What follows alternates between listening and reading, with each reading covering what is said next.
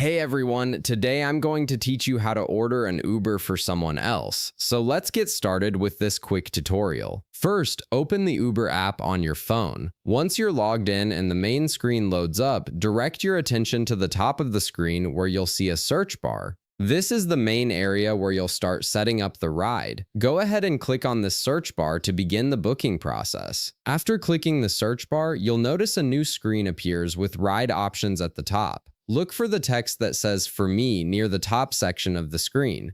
This is the key setting you need to change because by default, Uber assumes you're ordering a ride for yourself. Click on "For me" and a new menu will pop up showing you different options for who the ride is for. From this menu, you'll see a list that includes your saved contacts or the option to add someone new. Click on the name of the person you want to order the ride for. If you haven't added them before, you can quickly add their name and phone number here. This feature is incredibly useful when you're helping out a friend, family member, or colleague who needs transportation. Once you've selected the person's name, click Done to confirm your selection. This ensures that the ride will be assigned to them and not to you. Now that you've set who the ride is for, it's time to enter the trip details. You'll see two main fields on the screen. The first one is for the pickup location. Click on this field and type in the address where the person needs to be picked up. Make sure the address is accurate so the driver knows exactly where to go. After entering the pickup location, move down to the second field, which is for the drop-off location. Click on it and enter the destination address where the person needs to be taken.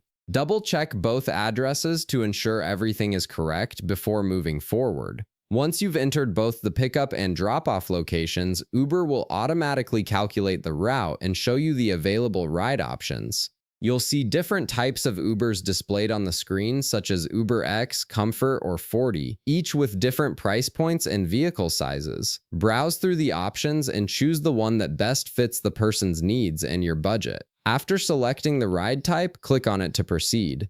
Next, you'll be taken to the payment screen where you can review all the trip details one more time. This includes the pickup and drop-off locations, the estimated fare, and the selected ride type. If everything looks correct, proceed to confirm the payment method. You can use your saved payment method or add a new one if needed. Once you're satisfied with all the details, click the button to confirm and request the ride. And that's it. You've successfully ordered an Uber for someone else. If this video helped you out, be sure to leave a like, subscribe, and I'll see you in the next one.